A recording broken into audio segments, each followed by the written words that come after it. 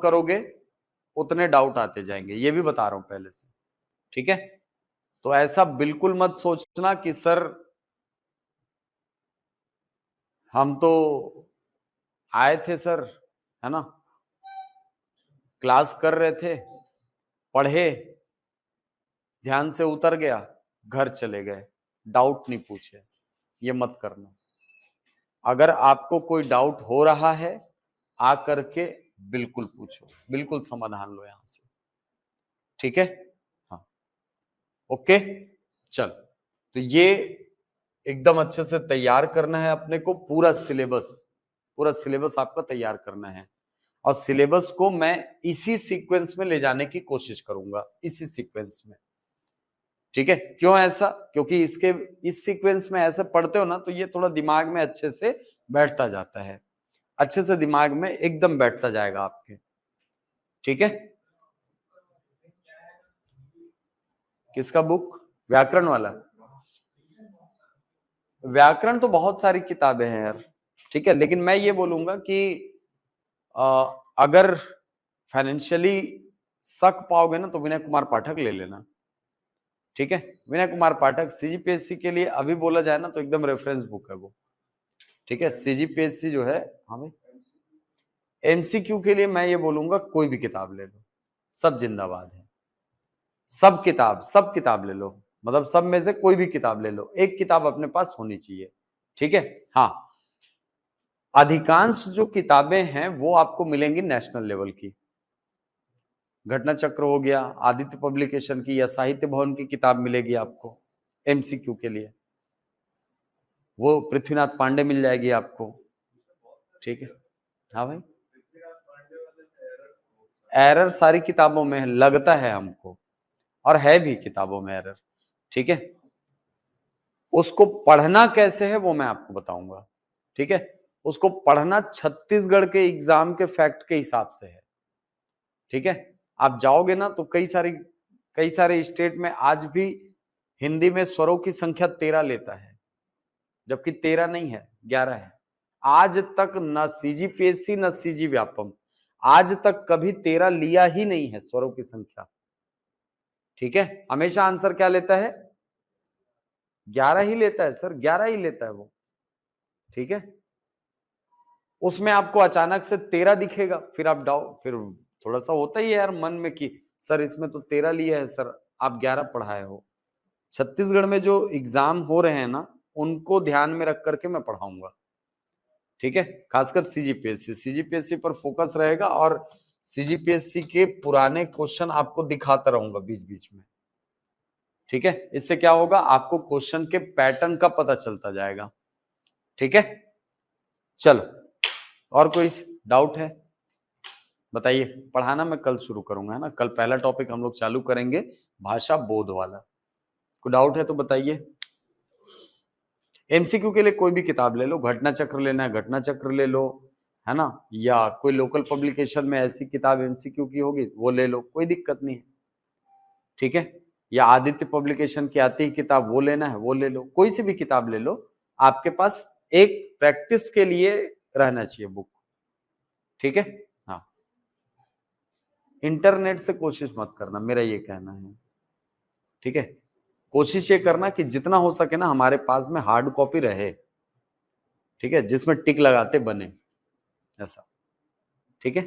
हाँ, और कोई डाउट? नहीं, कोई सवाल नहीं? हाँ अभी आपकी एक जीएस वाली लगेगी, है ना, मतलब हिस्ट्री की क्लास, और एक छत्तीसगढ़ की क्लास, ठीक है। मैं हिंदी पढ़ाऊंगा, ठीक है। हाँ, मैथ्स रीजनिंग आएंगे सर, रवि सर आते रहेंगे, ठीक है, वो आपकी क्लास लेंगे। हिंदी की क्लास मैं रेगुलर लूंगा, हिस्ट्री की क्लास रेगुलर चलेंगी, छत्तीसगढ़ की क्लास रेगुलर चलेंगी आपकी, ठीक है।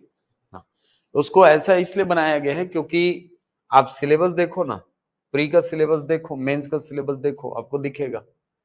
ये देखो, हम लोग की कोशिश ये है कि अगर प्रीलिम्स का एग्जाम जल्दी भी दे दिया ना तो कम से कम ये वाला बड़ा हिस्सा और ये वाला बड़ा हिस्सा, 60 नंबर प्लस ये 10 नंबर, हो गए 70 नंबर, ठीक है, ये 70 नंबर तो आपका रेगुलर में चलाना है, मैं ये सोचा हूँ। ठीक है, हाँ भाई, मैथ्स रीजनिंग के लिए सर आते रहते हैं, क्लास लेंगे वो। ठीक है, लंबी लंबी क्लासेस लगेंगी थोड़ी सी, लगभग 3-3 घंटे की, 4-4 घंटे की कभी कभी क्लास लगेंगी। ठीक है, और जब यहाँ रहेंगे रेगुलर सर जब रेगुलर रहेंगे तो उस समय रेगुलर, जैसे मैं 1 घंटा ले रहा हूँ वैसे ही सर आएंगे 1 घंटे लेने के लिए। ठीक है,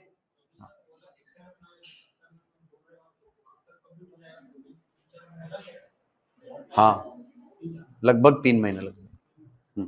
ठीक है, थोड़ा बहुत ज्यादा भी जा सकता है। ठीक है, थोड़ा बहुत ज्यादा भी जा सकता है, ज्यादा इसलिए जा सकता है क्योंकि ये वाला जो हिस्सा है ना, इसमें देखो इतिहास है, भूगोल है, संविधान है, इकोनॉमी है, साइंस टेक्नोलॉजी है ना, आपका आर्ट एंड कल्चर है, करंट अफेयर, इकोनॉमी वो इकोलॉजी।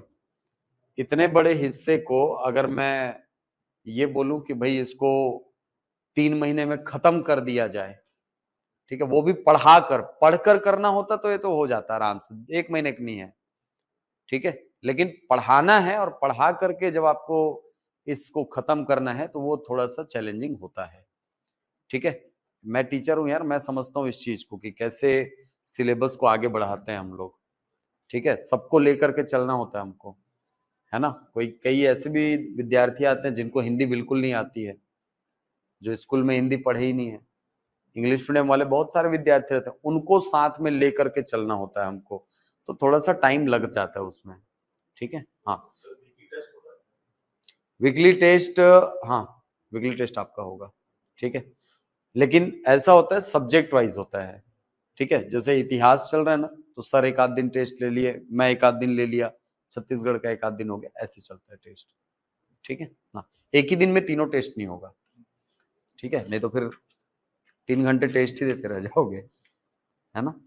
तो कोशिश ये रहती है हम लोग की एक एक दिन करके हम लोग बांट ले और उसमें फिर टेस्ट लें। ठीक है, चल और कोई क्वेश्चन, क्वेरी और कोई? छत्तीसगढ़ी व्याकरण नहीं है, कहाँ है व्याकरण, सिलेबस में ही नहीं है। मुहावरा लोकोक्ति वो तो क्लास में कराऊंगा ना यार, उसको निश्चिंत रहो ना। मुहावरे लोकोक्ति हिंदी वाला छत्तीसगढ़ी वाला मैं क्लास में कराऊंगा आपको। ठीक है, उसको क्लास में इसलिए कराऊंगा क्योंकि कम से कम 4 क्वेश्चन मेंस में आने, दोनों मिला के कम से कम 4 क्वेश्चन आएगा वहां से। ठीक है, और 4 क्वेश्चन मतलब भैया 12 नंबर होता है कि नहीं, और 12 नंबर में तो खेल खत्म हो जाएगा, मैं बता रहा हूँ। ठीक है, इसीलिए उसको क्लास में कराऊंगा, टेंशन मत लो उसको। ठीक है, हाँ और कोई? हम्म हम्म हफ्ते में जैसा 3 क्लासेस तो आप बता ही रहे हैं, हिंदी का लगेगा और जीएस का लगेगा और क्या बोलते हैं मैथ्स में कैसा पार्ट है सर? नहीं तो देखिए,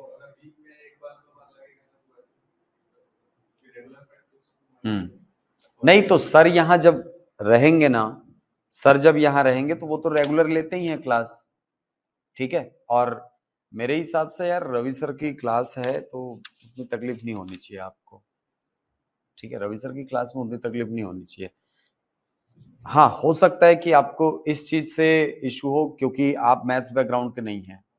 ठीक है, तो मैथ्स बैकग्राउंड वाले लोग के लिए मतलब आप रहो चाहे मत रहो, रवि सर के पढ़ाने का तरीका मैंने देखा है, वो एकदम जीरो से लेकर के सबको लेकर के चलते हैं, और वैसे ही मैं भी पढ़ाता हूँ। ठीक है, 3 दिन लगेंगे, 3 दिन का हम लोग प्लान बना रहे थे कि फ्राइडे सैटरडे और संडे 3 दिन आपकी क्लास जो है वो मैथ्स की चलेंगी ऐसा।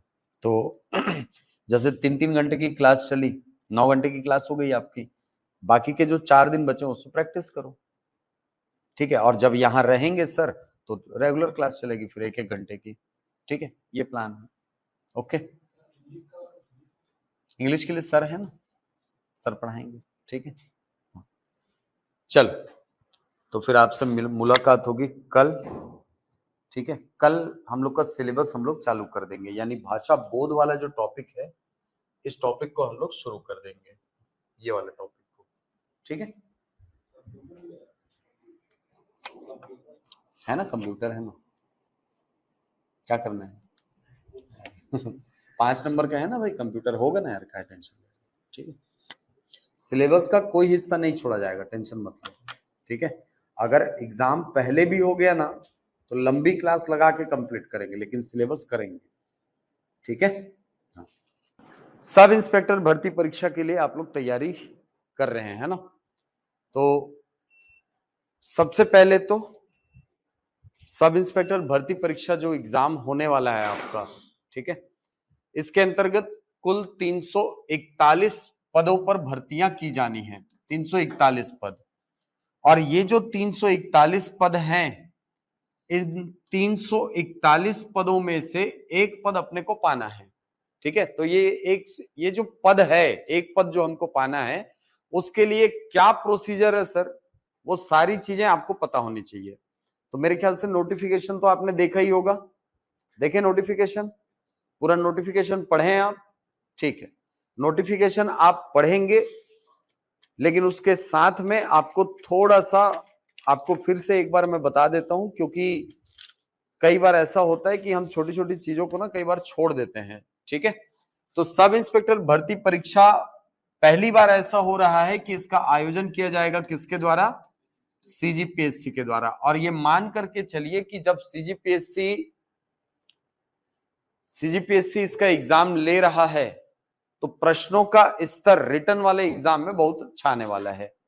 ठीक है, वो ऐसा हल्का फुल्का एकदम उठा करके दे दिए वाला प्रश्न सीजीपीएससी ये काम नहीं करता है। सीजीपीएससी के प्रश्नों में थोड़ा सा स्टैंडर्ड तो रहता है। ठीक है, आप सीजीपीएससी के प्रश्न देखेंगे तो वहां पर आपको थोड़ा सा लेवल व्यापम की तुलना में कठिन मिलेगा। तो ये मान करके चलिए कि पिछले बार जो भर्ती परीक्षा हुई थी, है ना, जो पिछले साल हुई है भर्ती परीक्षा, उस भर्ती परीक्षा की तुलना में थोड़ा सा टफनेस आपको एग्जाम में देखने को मिलेगा, खासकर रिटर्न एग्जाम में। ठीक है, अब यदि इस परीक्षा के प्रारूप की यदि मैं बात करूं तो 5 अलग अलग चरणों में आपका एसआई भर्ती परीक्षा होना है। 5 अलग अलग चरण हैं और इन पांचों चरणों को आपको क्लियर करना है। अब ये 5 चरण कौन कौन से हैं सर, तो सबसे पहला जो चरण है यह है नापजोक का, नापजोक का चरण है। दूसरा जो चरण है वो है प्रीलिम्स का चरण, प्रीलिम्स। तीसरा जो चरण है वो है मेंस का चरण। चौथा जो चरण है ये है आपका जो शारीरिक इवेंट्स वाला हिस्सा है ना, जिसमें 5 इवेंट आपके शामिल हैं, वो आपको देखने हैं। और पांचवा और सबसे अंतिम चरण है इंटरव्यू का। तो ये 5 अलग अलग चरण हैं और इन पांचों चरणों को पार करने के बाद, इनको पार करने के बाद फिर आप सब इंस्पेक्टर भर्ती परीक्षा के लिए चयनित होते हैं। हाँ, सिलेबस दे दीजिए। ठीक है, तो ये 5 अलग अलग चरण हैं जिनको आपको निकाल करके इस परीक्षा में अपना सिलेक्शन लेना है। ठीक है, अब अलग अलग चरण है तो सारे चरणों का अपना अपना रिक्वायरमेंट भी होता है। जैसे नापजोक की यदि मैं बात करूं, शारीरिक दक्षता की, है ना, शारीरिक मापजोक की, सॉरी, शारीरिक मापजोक की अगर मैं बात करूं तो इसके अंतर्गत बेसिकली देखा जाएगा 3 चीजों को। ठीक है, एक देखा जाएगा इसमें हाइट को। तो मेरे ख्याल से आप लोग तो इंश्योर कर ही लिए होंगे कि सर हमारी हाइट है कि नहीं, है कि नहीं। हाँ, हाइट कितना मांगा है, 168 सेंटीमीटर। ठीक है, 168 मांगा है, ध्यान रखेंगे। और महिलाओं के लिए कितना मांगा है इसमें, महिलाओं के लिए है 153। इसके बाद ये तो हो गई हाइट की बात। दूसरा चेस्ट वाला हिस्सा है, चेस्ट वाला हिस्सा, चेस्ट पुरुषों के लिए है, इसमें महिलाओं को इसके संबंध में कोई परीक्षा, इसमें बाध्यता नहीं है इसमें। ठीक है, पुरुषों के लिए जो चेस्ट है वो कितना होना चाहिए, मिनिमम 81 सेंटीमीटर का, 81 का है। ठीक।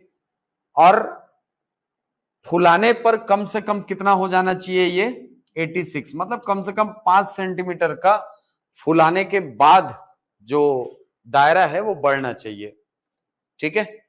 तीसरी चीज इसमें और क्या चेक होगा सर, इसके अंतर्गत चेक होगा कि भाई कोई परेशानी तो नहीं है बॉडी में।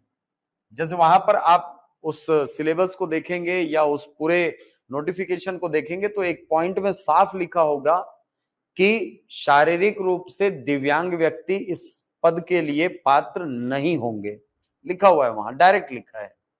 ठीक है, मतलब जो किसी भी प्रकार की यदि अक्षमता, शारीरिक अक्षमता है तो उस अभ्यर्थी को इस परीक्षा के लिए कंसीडर नहीं किया जाएगा। ठीक है। इसके अंतर्गत और कुछ कुछ बातें लिखी हुई हैं, जैसे फ्लैट फुट नहीं होना चाहिए, देखा होगा, नौकनी नहीं होना चाहिए। इसके अलावा कलर ब्लाइंडनेस नहीं होना चाहिए, जो बेसिक कलर हैं वो पहचानने आना चाहिए, वहां लिखा हुआ है।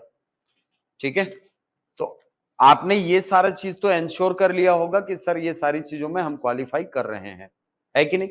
जब इस चरण को आप पार कर लेंगे तब आप पहुंचेंगे प्रीलिम्स में। आप कहां पहुंचेंगे, प्रीलिम्स में। प्रीलिम्स का जो एग्जाम है, ये जो एग्जाम होगा सीजीबी एसआई का, 100 क्वेश्चन का आपका प्रीलिम्स होना है। ठीक है, और कुल कितने अंक का होना है, 300 अंक का। ठीक है, प्रीलिम्स जो है ये 300 अंक का होना है, और इस प्रीलिम्स के आधार पर जितना पद है, 341 पद है, इसके 20 गुना अभ्यर्थियों को मेंस के लिए क्वालिफाई कराया जाएगा।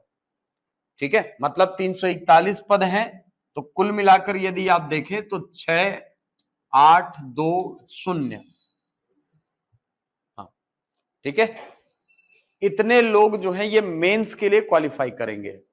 अब अगर दो लोगों का अंक समान है, जैसे अंतिम अंक में आप पहुंच गए हो, तो अंतिम अंक में आकर के मान लो 50 लोग का एक ही अंक है तो सबको क्वालिफाई कराया जाएगा।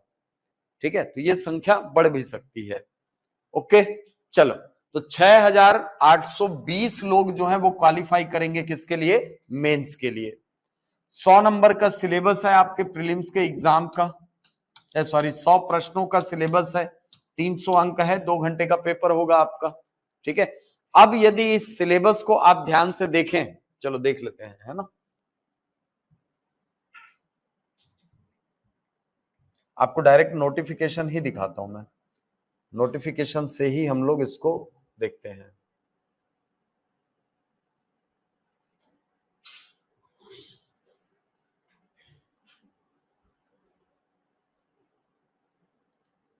ठीक है, ये आपका नोटिफिकेशन है। ये आयु में छूट वगैरह के बारे में जो प्रावधान है वो सब लिखा हुआ है इसमें।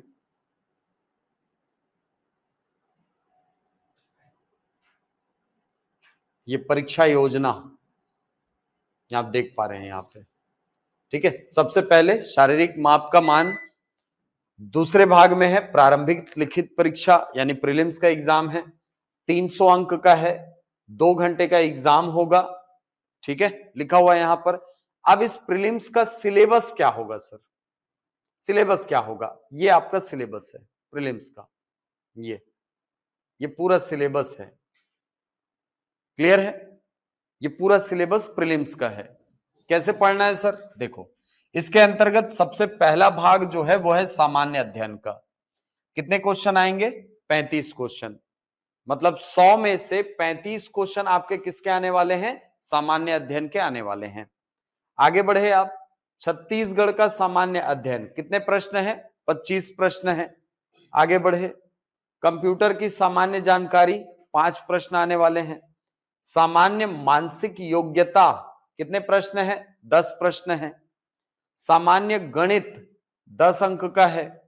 आगे बढ़े, हिंदी 10 प्रश्न है, और सामान्य अंग्रेजी आपके 5 प्रश्न है। तो यहां से अगर आप इसको लिखना चाहें तो एक जगह पर आप लिख सकते हैं, है ना, कि प्रीलिम्स में कितने कितने क्वेश्चन कौन कौन से सेक्शन से आने वाले हैं। इसके अंतर्गत हमने देखा कि जो सामान्य अध्ययन है, अब सामान्य अध्ययन का दायरा बड़ा है भाई, है ना। सामान्य अध्ययन के अंतर्गत आपको कितने प्रश्न पूछे जाएंगे? 35 प्रश्न आपको पूछे जाएंगे। इसी में दूसरा जो भाग है वो है आपका छत्तीसगढ़ का सामान्य ज्ञान, सामान्य अध्ययन। छत्तीसगढ़ से 25 प्रश्न आपको आने हैं। तीसरे भाग में मैंने कहा कि भाई इसके अंतर्गत हम लोग रखेंगे मैथ्स 10 क्वेश्चन आने हैं। आगे बढ़े, रीजनिंग आपका है, तार्किक योग्यता कितने कितने प्रश्न आने वाले हैं? 10 प्रश्न आने वाले हैं आपके, ठीक। इसके अलावा कंप्यूटर कितना क्वेश्चन आने वाला है? 5 क्वेश्चन आने वाला है सर, ठीक है। आगे बढ़े, और क्या है सर? इसके अंतर्गत है हिंदी कितना क्वेश्चन? 10 क्वेश्चन। और आगे गए, कितने कौन कौन सा है? इंग्लिश लैंग्वेज है, कितना? 5 प्रश्न, ठीक है। तो ये 60 हो गया, 70, 80, 90 और ये 100, कुल 100 प्रश्न आपको प्रीलिम्स के एग्जाम में पूछे जाएंगे। हर प्रश्न 3 अंक का है, मतलब 300 अंकों का प्रश्न पत्र है। और सबसे अच्छी बात आपके लिए एक ये भी है, इसमें माइनस मार्किंग आपको नहीं मिलेगा, ठीक है। माइनस मार्किंग आपका नहीं है, तो आपके लिए थोड़ा सा रिलैक्स करने वाला बात है। लेकिन पढ़ने वालों के लिए ना मेरे हिसाब से थोड़ा सा नुकसान इसमें होता है, ठीक है। जो पढ़ने वाले अभ्यर्थी रहते हैं ना उनको थोड़ा सा नुकसान होता है इसमें, क्योंकि माइनस मार्किंग कहीं ना कहीं जो नॉन सीरियस कैंडिडेट होते हैं ना उनको थोड़ा सा कम करता है कि नहीं? नहीं तो फिर तुक्का के चक्कर में कई लोगों का सही भी हो जाता है कुछ कुछ, ठीक है। हाँ, तो ये 100 प्रश्न अलग अलग सेक्शन से आपके आने वाले हैं। 35 आपका सामान्य अध्ययन से, छत्तीसगढ़ से 25, गणित के 10, रीजनिंग के 10, कंप्यूटर के 5, हिंदी के 10 और अंग्रेजी के 5 प्रश्न। तो कुल 100 प्रश्न आपको प्रीलिम्स में पूछा जाएगा। अब यहां पर जब आप क्वालिफाई कर लेंगे इस पूरे सेक्शन को, इस एग्जाम को क्वालिफाई कर लेंगे, तब आप अपीयर होंगे कहां पर? किसके लिए? मेंस की परीक्षा के लिए आप अपीयर होंगे। अब मेंस की जो परीक्षा है इसमें आपके 3 पेपर होने हैं, 3 पेपर। पहला जो पेपर है यह है आपका भाषा का पेपर, और भाषा के अंतर्गत 2 प्रश्न, 2 जो भाषाएं हैं वो आपको पूछा जाना है। एक तो है आपकी हिंदी भाषा और दूसरी है इंग्लिश लैंग्वेज। इसके बाद दूसरा जो पेपर होना है ये होना है सामान्य अध्ययन का, सामान्य अध्ययन का। और तीसरा जो पेपर होना है ये होना है मैथ्स और रीजनिंग का।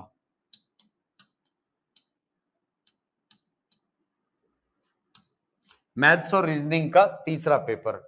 हर प्रश्न पत्र कितने अंक का? 200 अंक का। तो 3 पेपर हैं तो टोटल कितने हो गए? 600 अंक। 600 अंक का आपका मेंस होना है, ठीक। अब इसमें यदि मैं हिंदी की बात करूं तो हिंदी कितना? 125 अंक का, और बाकी के 75 अंक की आपकी अंग्रेजी पूछी जानी है, ठीक है। सामान्य अध्ययन में पूरा सामान्य अध्ययन शामिल है। और एक मजे की बात ये, अगर नोटिफिकेशन आप पढ़े होंगे तो आपको पता चलेगा, भाषा वाला पेपर 2 घंटे का है, सामान्य अध्ययन वाला 3 घंटे का है ना, और मैथ्स रीजनिंग वाला 2 घंटे का है। बहुत सारे लोग इसको क्या सोच रहे हैं कि तीनों पेपर 2-2 घंटे का है। नहीं, एक पेपर जो होता है वो 3 घंटे का होता है, ठीक है। वो सेकंड वाला पेपर सामान्य अध्ययन वाला ये 3 घंटे का पेपर होता है। नोटिफिकेशन में एकदम क्लियर लिखा तो होगा, इसको जरूर लिखा होगा, लिखा है ना? हाँ, ठीक है। तो नोटिफिकेशन में ये लिखा रहता है, ये देखो, सामान्य ज्ञान एवं ये पहला पेपर है, हिंदी तथा अंग्रेजी भाषा। उसके बाद सामान्य ज्ञान और सामान्य अध्ययन। इसके बाद एप्टीट्यूड टेस्ट। ये 3 भाग हैं और हर पेपर आपका 200 अंक का, तो कुल मिलाकर के 600 अंक का आपका मेंस का एग्जाम होना है। ठीक है, अब यहां से आप क्वालिफाई करेंगे किसके लिए? इवेंट्स के लिए। इवेंट में कितने गुना जाएंगे सर? 12 गुना,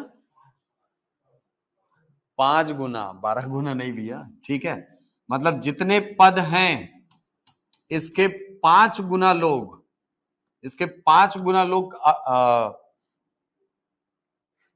क्वालिफाई करेंगे किसके लिए? इवेंट के लिए। ठीक है, मेंस क्वालिफाई करने वाले, मेंस क्वालिफाई करने वाले जो अभ्यर्थी हैं उनमें से 5 गुना अभ्यर्थी, पदों की संख्या के 5 गुना अभ्यर्थी जो हैं ये पहुंचेंगे कहां? इवेंट वाले हिस्से में। अब ये जो इवेंट्स वाला हिस्सा है ये है आपका कुल 300 अंक का, और ये जो 300 अंक है ये 5 भागों में बटा है। देखा होगा आपने, 5 भाग हैं। क्या क्या है? एक तो है आपका सबसे पहले, एक है आपका गोला फेंक,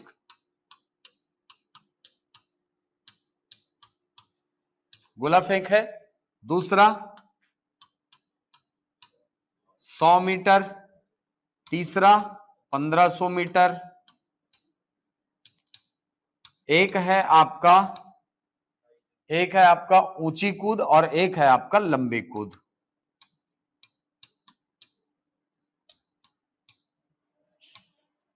और एक है लंबी कूद। तो ये 5 अलग अलग इवेंट हैं। हर इवेंट जो है ये 60 अंक का है, तो कुल मिलाकर के आपको 300 अंक जो है ये इवेंट में अधिकतम आप यहां से अर्जित कर सकते हैं। हालांकि 300 अंक बहुत होता है। ठीक है, पिछले बार तो बहुत सारे लोग इसी में कट गए थे यार, इवेंट में बहुत सारे लोग मेंस में अच्छा खासा स्कोर करके गए, यहां आके इवेंट में माइनस हो गए। ठीक है, तो हर एक चरण आपके लिए महत्वपूर्ण है, मैं पहले बता रहा हूं, हर एक चरण कहीं पर भी आप ना थोड़ी सी भी ढील नहीं दे सकते। ठीक है, तो इवेंट वाले हिस्से को जब आप क्वालिफाई कर लेंगे तब आप पहुंचेंगे कहां? इंटरव्यू में। इंटरव्यू में आप पहुंचेंगे।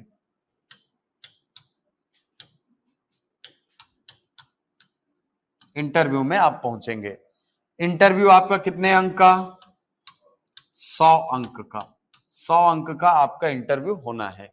ठीक, अब जब एग्जाम के ये 5 चरण हो जाएंगे और यदि आप 5 चरण में रहे हैं उपस्थित, यानी 5वें चरण तक आप पहुंचे हो, ये भी आपने दिया है, तो उस स्थिति में 3 चरणों को मिला करके आपका मेरिट बनेगा। ठीक है, कौन कौन से 3 चरण हैं? एक चरण है आपका मेंस वाला, मेंस, प्रीलिम्स के मार्क्स नहीं जुड़ रहे हैं ना। ठीक है, मेंस आएगा। दूसरा आपका जुड़ेगा इवेंट वाला, और तीसरा है आपका इंटरव्यू। इनको मिला करके आपका मेरिट बनना है। ठीक है, इनको मिला करके आपका मेरिट बनेगा। तो आप ये समझ लो कि आप एक भी चरण में ढील नहीं दे सकते, एक भी चरण में आप ढील नहीं दे सकते। जहां पर आप ढील दिए मतलब मान करके चलो कैंडिडेट बहुत है भाई। ठीक है, बहुत सारे लोग बहुत दिनों से इस एग्जाम की तैयारी कर रहे हैं, और बहुत सारे ऐसे स्टूडेंट हैं जो कि पिछले वाले एग्जाम में थोड़े बहुत नंबर के लिए रह गए थे। ठीक है, या मेंस में अच्छा आया था, इवेंट वाले हिस्से में जाकर के थोड़ी थोड़ी सी कमजोर पड़ गए और वहां से वो बाहर हुए हैं, तो ऐसे अभ्यर्थी भी हैं। ठीक है, तो किसी भी चरण में आप कमजोर नहीं पड़ सकते, ये मान करके चलो। ठीक है, और वर्दी का अपना चाम है यार, और जिसको वर्दी पाने की ललक है ना उसमें तो आग होनी चाहिए, सबसे पहली बात। ठीक है, और ये छोटा मोटा पद नहीं है, एसआई का बड़ा पद है, पुलिस महकमे का एक बहुत बड़ा पद है ये। ठीक है, तो उस पद पर जाना है तो भाई एक तो आपको सेक्रीफाइस करना होगा, मेहनत जी तोड़ करनी होगी। सभी ग्राउंड जा रहे हैं आप? ग्राउंड छोड़ना नहीं है ना, ठीक है, ग्राउंड छोड़ना नहीं है। ग्राउंड अचानक से छोड़ दोगे फिर बोलोगे कि सर एक हफ्ता पहले दौड़ेंगे हो जाएगा, नहीं होता, क्रैम्प आ जाता है आपको, ठीक है। तो उस स्थिति से यदि बचना है तो एकदम रेगुलर ग्राउंड जाइए, बढ़िया इवेंट्स की प्रैक्टिस करते रहिए, ठीक है, रनिंग बढ़िया करते रहो। और वैसे भी नुकसान क्या है यार, शरीर अच्छा ही रहना उससे, ठीक है। चल, तो ये 5 अलग अलग चरण हैं और इन 5 अलग अलग चरणों के माध्यम से आपका सिलेक्शन होना है। ये पांचों चरण लंबी प्रक्रिया है, एग्जाम की प्रक्रिया छोटी नहीं है, लंबी प्रक्रिया है, धैर्य बना करके रखना होगा। और जो रिटर्न वाला एग्जाम है, जो रिटर्न वाला एग्जाम है यानी चरण क्रमांक 2 और 3, इसमें आपको जी जान झोंक देना है पढ़ने के लिए, ठीक है, जी जान झोंक देना है। क्यों बोल रहा हूं ऐसा, क्योंकि जैसा मैंने आपको बताया कि ये एग्जाम पिछले बार तो पीएचक्यू और व्यापम लिए थे, ठीक है, इस बार ये एग्जाम लिया जाएगा किसके द्वारा, पीएससी के द्वारा, ठीक है। और पीएससी जो है वो प्रश्नों का स्तर अच्छा देता है और उन क्वेश्चंस को यदि आपको सॉल्व करने हैं तो आपको अपनी तैयारी भी उस स्तर तक लेकर के जानी होगी, ठीक है। तो आप किसी भी चरण में, चाहे वो प्रीलिम्स हो चाहे मेंस हो, इन दोनों ही चरणों में अपनी पढ़ाई को आगे रखना है, पढ़ना है, रेगुलर पढ़ना है, ठीक है। चल, अब 3 अलग अलग पेपर है मेंस में, ये देखिए 3 अलग अलग पेपर है मेंस में, और सर प्रीलिम्स में इतने सारे सब्जेक्ट हैं। तो सवाल ये आता है कि सर क्या प्रीलिम्स और मेंस की तैयारी एक साथ हो सकती है क्या, कि हमको मेंस को अलग पढ़ना है प्रीलिम्स को अलग पढ़ना है, ऐसा कुछ है क्या? तो जवाब है नहीं, आप एक साथ दोनों की तैयारी कर सकते हो, दोनों की तैयारी एक साथ कर सकते हो। क्यों ऐसा कर सकते हो सर? देखो, आप अगर राज्य सेवा परीक्षा की बात करोगे ना, जो स्टेट सर्विस एग्जाम होता है, उस एग्जाम की यदि आप बात करते हो तो वहां पर प्रीलिम्स का पैटर्न और मेंस का पैटर्न, उसमें जमीन और आसमान का फर्क है। आप प्रीलिम्स में ऑब्जेक्टिव बनाते हो, मेंस में आपको सारा डिस्क्रिप्टिव एग्जाम देना है, लिखना है आपको। इसलिए पढ़ने का अप्रोच बहुत एकदम 180 डिग्री आपको चेंज करना पड़ता है वहां, है कि नहीं? आप जहां पहले फैक्ट फैक्ट पढ़ रहे थे, इतनी तैयारी कर रहे थे कि विकल्प देख करके आंसर याद आ जाए। प्रीलिम्स में यही होता है अमूमन। मेंस में जब आप पहुंचते हैं तो वहां पर आपके लिखने का तरीका, आपकी राइटिंग, आपकी स्पीड, वो सारी चीजें, तो तैयारी का जो दायरा होता है ना वो एकदम अलग डायमेंशन में चला जाता है, ठीक है। लेकिन यहां पर यदि आप देखें तो आपका प्रीलिम्स भी ऑब्जेक्टिव होना है और आपका मेंस भी ऑब्जेक्टिव होना है, दोनों ऑब्जेक्टिव होने हैं, ठीक। दोनों ऑब्जेक्टिव होने हैं सर, तो हम दोनों की अलग अलग तैयारी क्यों करें, ठीक है।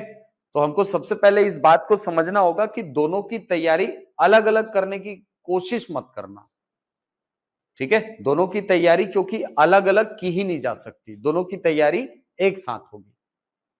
और भगवान ना करे पिछले बार टाइप का 15 दिन के नोटिस में अगर एग्जाम ले लिया, ठीक है, पिछले बार 15 ही दिन का तो टाइम मिला था यार, प्रीलिम्स में भी 15 दिन मिला था, मेंस में भी 15 दिन मिला था, उससे ज्यादा टाइम कहां दिया था, नहीं दिया था। तो वैसी स्थिति ना हो, और अगर ऐसी स्थिति बन भी जाती है तो कम से कम हम अपने प्रिपरेशन को लेकर के इतना तैयार रहें कि भाई एग्जाम अगले हफ्ता भी लोगे तो हम तैयार हैं, इतनी तैयारी हमारी हो जानी चाहिए, ठीक है। तो तैयारी प्रीलिम्स का और मेंस का, प्रीलिम्स और मेंस दोनों की तैयारी इंटीग्रेटेड अप्रोच के साथ चलनी चाहिए, ठीक है। अलग से आपको कुछ नहीं करना है, अलग से कहने का मतलब रिटर्न की प्रैक्टिस वगैरह इसमें नहीं है। नहीं तो कई सारे लोग सर सीजीपीएससी ले रहा है तो रिटर्न में होगा क्या, मेंस नहीं होगा भाई, ऑब्जेक्टिव ही होगा, ये ध्यान रखेंगे, ठीक है। प्रीलिम्स भी ऑब्जेक्टिव, मेंस भी ऑब्जेक्टिव, दोनों ऑब्जेक्टिव है, इसीलिए आपको अलग से इसमें कुछ और कलाकारी नहीं करना है, इंटीग्रेटेड अप्रोच अपनाइए। एमसीक्यूज के लिए किताब जरूर लीजिएगा, ठीक है। अभी आगे बताऊंगा क्या क्या चीजें आपको चाहिए होंगी तैयारी के लिए, रिटर्न के आगे चर्चा करेंगे, ठीक है, चल। तो दोनों की तैयारी एक साथ करना है, प्रीलिम्स की और मेंस की। अब आगे जाकर के मैं आपको पढ़ाने वाला हूं हिंदी भाषा।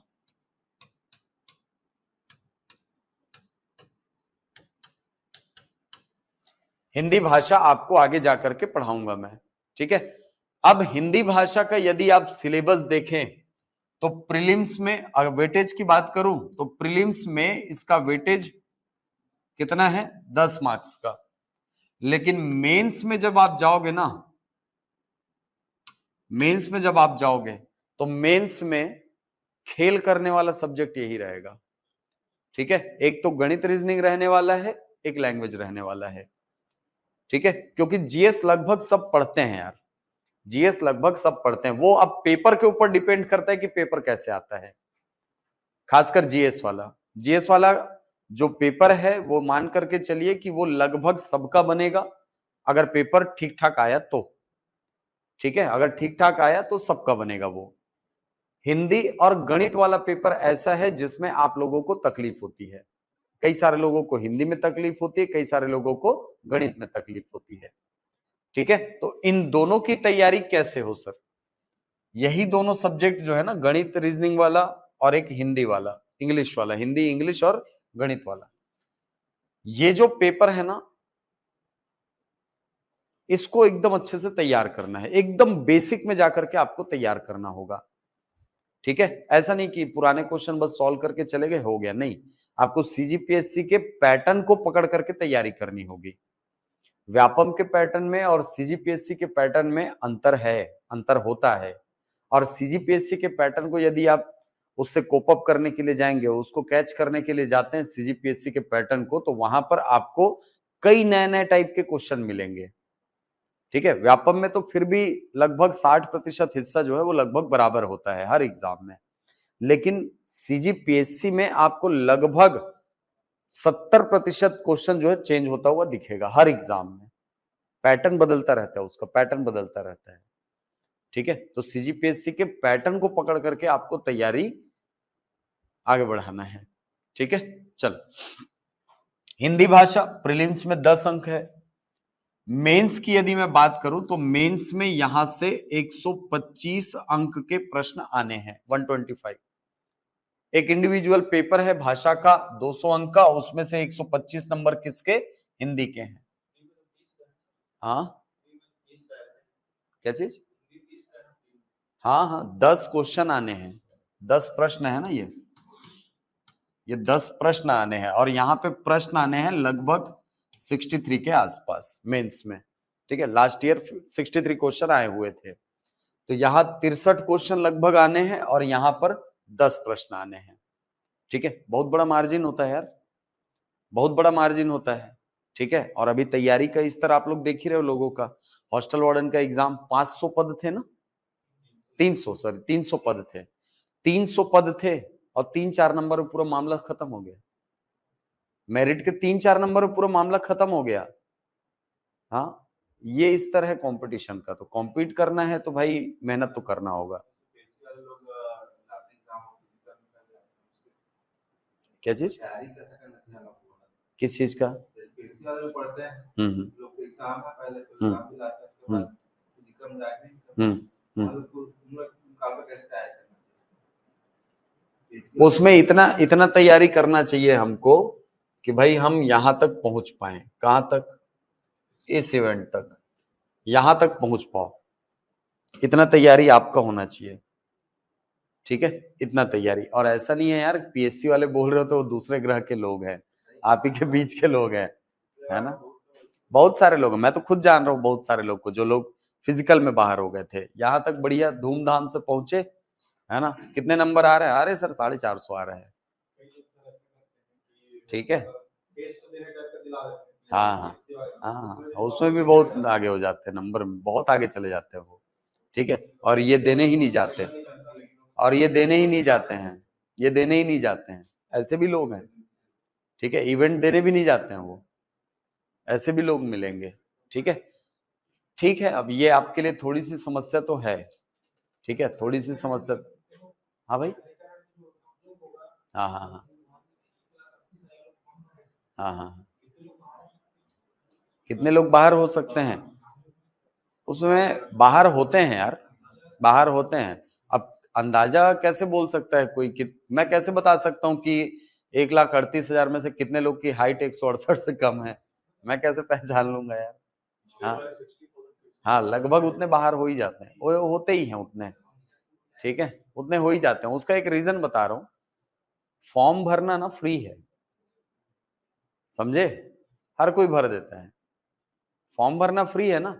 अगर इसी में 300 रुपया फीस रहता ना, तो जिन लोग एलिजिबल नहीं है, जिनकी हाइट नहीं है, वो लोग भरते ही नहीं फॉर्म। 300 रुपया कौन देगा यार जबरन का? तो एग्जैक्ट आपको पता चल जाता कितने कॉम्पिटिटर आपके बैठे हैं, ठीक है। लेकिन यहाँ पर दिक्कत वही है, फॉर्म फ्री है, 47-45 रुपया लगना है, जो उसका पोर्टल का चार्ज लगता है वही लगना है आपका, ठीक है, बाकी एक भी पैसा नहीं लगना है, ये कारण है। तो आप पहले से नहीं बता सकते, लेकिन ये है अगर आप ये सारे मापदंडों को पूरा करते हो तो आप दूसरे लेवल पर तो जाओगे ही, उसके लिए निश्चिंत रहो, ठीक है। अब रही बात कि सर जो पीएससी वाले हैं उनको कैसे काउंटर करें, ठीक है।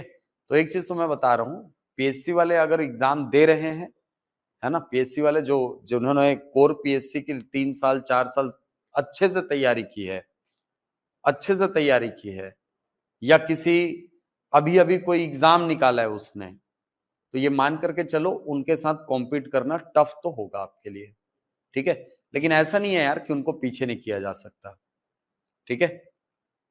वो मान करके चलो अगर वो कोर सीजीपीएससी वाले होंगे ना, तो इसको एकदम नॉन सीरियस कैंडिडेट की तरह देंगे इस एग्जाम को, समझ रहे हो बात? इसके लिए अलग से पढ़ेंगे नहीं, और वहीं पर तो आपको आगे बढ़ने का मौका मिलेगा, वहीं पर तो आगे बढ़ने का मौका है, ठीक है। हाँ, तो आपको करना क्या है, आपको अपने मेहनत पे भरोसा करना है भाई, सबसे पहली बात, ठीक है। आपको दूसरे को नहीं देखना है, दूसरे को नहीं देखना है, आपको अपने मेहनत पे भरोसा रखना है, ठीक है, कि हाँ भाई मैं एक बार यहां तक पहुंच गया तो ये तो फिर मेरे लिए खेल है, यहां पर मैं बताऊंगा फिर, समझ रहे हो बात? ये निकालना है बस आपको, मान के चलो ये निकालो, इवेंट तो आपका है यार, अगर आप तैयारी में हो ना तो इवेंट तो आपका है, फिर स्कोर आप वहां से कर लोगे, ठीक है। हाँ, और जो पीएससी वाली बात आपने कही है वो ठीक है, वो प्रीलिम्स में अच्छा कर सकते हैं, मेंस में अच्छा कर सकते हैं, इवेंट में फिर वही कहानी हो जाएगी, या तो एग्जाम देने नहीं आएंगे, अगर आएंगे तो फिर 90 नंबर लाना दूभर हो जाता है फिर उनके लिए, होता है ऐसा, बहुत सारे लोग कट गए थे पिछले बार, तो बहुत सारे लोग फिजिकल में कटे थे, ठीक है। हाँ, अभी थोड़ा सा टाइम है, जहां तक थोड़ा सा टाइम है, हाँ हाँ, उसके बाद ही चालू होगा, उसके बाद ही चालू होगा, ठीक है। चल, अब ये जो हिस्सा है मेंस का और प्रीलिम्स का, इसके अंतर्गत आपको पढ़ना है हिंदी भाषा, ठीक।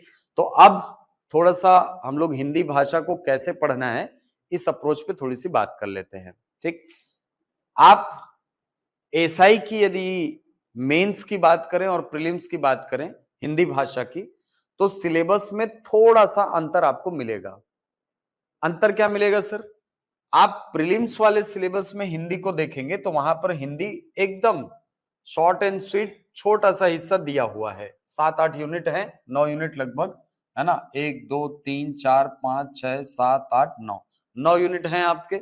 ये 9 यूनिट में वही बेसिक चीजें हैं जो कि आपने बचपन से पढ़ी हैं, या जो दूसरे कॉम्पिटिटिव एग्जाम में आप देते आए हैं, पढ़ते आए हैं। ये देखो, स्वर व्यंजन वर्तनी यानी वर्णमाला, लिंग वचन काल, संज्ञा सर्वनाम विशेषण क्रिया का व्यवहारिक प्रयोग, समास रचना और प्रकार, संधि तीनों प्रकार की, व्याकरणिक अशुद्धियां, शब्द के प्रकार तत्सम तद्भव देशज और विदेशज, पर्यायवाची विलोमार्थी अनेकार्थी, अनेक शब्दों या वाक्यांश के लिए एक शब्द, मुहावरे और लोकोक्ति।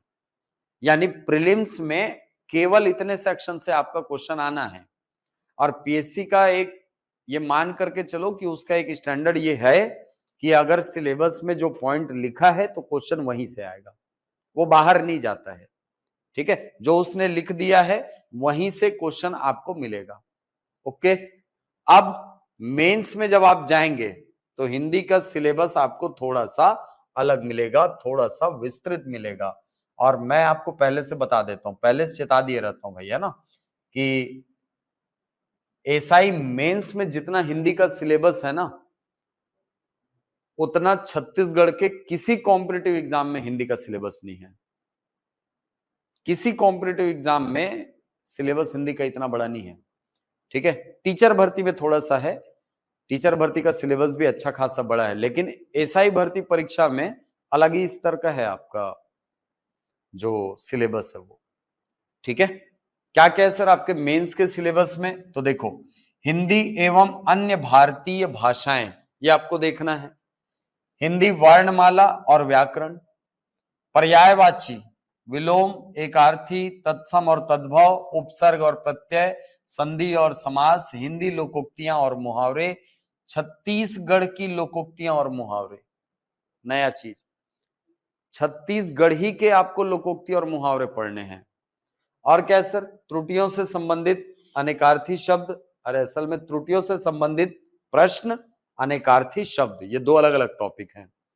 वाक्य संशोधन, कारक, लिंग, वाक्यांशों के लिए शब्द निर्माण, रस, छंद, अलंकार, यहां तक तो पूरा व्याकरण वाला हिस्सा है।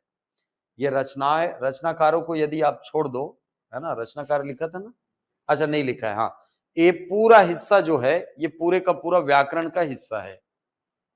अब दूसरे भाग में आप आओगे, रस, छंद, अलंकार के बाद हिंदी के प्रसिद्ध कवि, लेखक एवं उनकी प्रसिद्ध रचनाएं, छत्तीसगढ़ के प्रसिद्ध कवि, लेखक एवं उनका हिंदी और छत्तीसगढ़ी रचनाएं, वाक्य भेद, फिर शब्द युग्म। ये जो टॉपिक है ये आपको एकदम नया मिलेगा। आपको छत्तीसगढ़ के किसी एग्जाम में काव्य बोध नाम से टॉपिक देखने को नहीं मिलता। ठीक है, काव्य बोध वाला टॉपिक किस में है? केवल एसआई में है। काव्य बोध के अंतर्गत काव्य की परिभाषा, भेद, मुक्तक काव्य, प्रबंध काव्य, महाकाव्य, खंड काव्य, ये सारी चीजें आपको पढ़नी है। इसके अलावा गद्यांश से संबंधित प्रश्न और पद्यांश से संबंधित प्रश्न आपको पूछे जाएंगे। तो कुल मिलाकर देखा जाए तो एसआई का जो सिलेबस है ना, बहुत बड़ा सिलेबस है ये बहुत बड़ा सिलेबस है। और अगर आप इसको कोशिश करेंगे कि किताब पढ़ के बस किताब रख लेंगे सामने और सोचेंगे कि ये पूरा टॉपिक कवर कर लेंगे, तो गलत फहमी में हो। ठीक है, ये सिलेबस इतना जल्दी खत्म होने वाला नहीं है। खुद से पढ़ोगे तो इसको धीरे धीरे धीरे धीरे करके डाइजेस्ट करते हुए आगे बढ़ना होगा। ठीक है, तो सिलेबस पूरा देखोगे तो मेंस के सिलेबस में ही आपका प्रीलिम्स का सिलेबस छुपा हुआ है कि नहीं? पूरा सिलेबस मेंस का है, ये मेंस का सिलेबस है। इसी के टॉपिक कुछ कुछ उठा करके उसने कहां दे दिए हैं? प्रीलिम्स में दे दिए हैं, यहां दे दिए हैं। ठीक है, तो अब ये चीज को समझो कि आपको अपनी तैयारी को मोल्ड कैसे करना है, प्रीलिम्स के हिसाब से और मेंस के हिसाब से। तो आपकी जो तैयारी है एसआई की, वो मेनली होना चाहिए किसके लिए? मेंस के लिए। चाहे आप सामान्य अध्ययन पढ़ो, चाहे आप गणित पढ़ो, चाहे आप हिंदी भाषा पढ़ो, चाहे अंग्रेजी पढ़ो, आपका मेन जो फोकस होना चाहिए वो कहां होना चाहिए? मेंस में। मेंस में अगर आप अच्छा फोकस कर रहे हो तो ये मान करके चलो आपका प्रीलिम्स वाला हिस्सा तैयार करके यही दे देगा। क्यों सर? क्योंकि मेंस के पूरे सिलेबस में बीच बीच के पॉइंट उठा करके किसका सिलेबस बनाया गया है? प्रीलिम्स का सिलेबस बनाया गया है। ठीक है, मेंस के टॉपिक को ही उठा करके उसने क्या बनाया है? प्रीलिम्स का सिलेबस बनाया है। तो आप अगर मेंस की तैयारी कर रहे हो तो प्रीलिम्स की तैयारी ऑटोमेटिकली आपकी हो जाएगी। ठीक है, हां, लेकिन जब रिवीजन करने की बारी आएगी, ध्यान रखना, आपको रिवीजन की जरूरत बार बार पढ़ने वाली है। रिवीजन को मैं कहता हूं कि सामान्य रूप से यदि आप रिवीजन कर रहे हैं तो मेंस के हिसाब से करिए, लेकिन जब आप प्रीलिम्स के लिए रिवीजन कर रहे हैं, जब आप रिवीजन किसके लिए कर रहे हैं? प्रीलिम्स के लिए, तो ऐसी स्थिति में केवल उन्हीं टॉपिक को आप तवज्जो दीजिए जो कि आपके कहां लिखा हुआ है? प्रीलिम्स के सिलेबस में लिखा हुआ है। समझ आ रही बात? मतलब जो आप 1 महीने पहले एग्जाम के 1 महीने पहले प्रीलिम्स है, मान लो 1 महीने बाद प्रीलिम्स है, तो ये मत करना कि काव्य बोध को पकड़ के बैठे हो या रस छंद अलंकार को पकड़ के बैठे हो, कोई मतलब नहीं होगा, वहां से क्वेश्चन नहीं आना है। ठीक है, वहां से क्वेश्चन नहीं आएगा। क्वेश्चन कहां आएगा सर? मेंस में। क्वेश्चन कहां आएगा? वो मेंस में। अभी सामने एग्जाम कौन सा? प्रीलिम्स। तो हमारा जो अप्रोच है वो जब तक प्रीलिम्स एग्जाम है ना, एग्जाम जब आएगा प्रीलिम्स का एग्जाम, तो उस एग्जाम के डेट के 1 महीने पहले तक आपको तैयारी करते रहना चाहिए। किसके हिसाब से? मेंस के हिसाब से तैयार करते रहना चाहिए। और जैसे ही आप 1 महीना बचा है अब एग्जाम, तो सीधी सी बात है हम लोग को जरूरत पड़ने वाली है किसकी? रिवीजन की। तो रिवीजन को आपको मोल्ड करना होगा किसके हिसाब से? प्रीलिम्स के हिसाब से। ठीक है, प्रीलिम्स के हिसाब से आपको इसको मोल्ड करना होगा।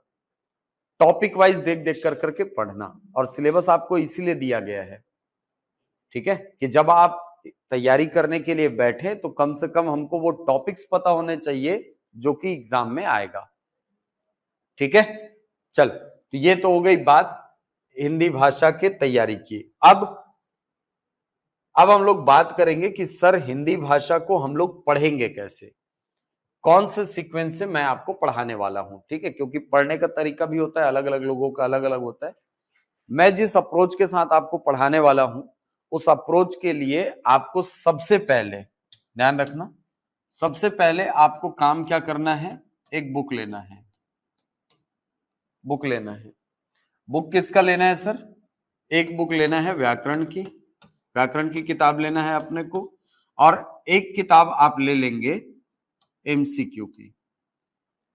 ठीक है, 2 किताब आप ले लीजिए हिंदी के लिए, पर्टिकुलर हिंदी के लिए 2 किताब।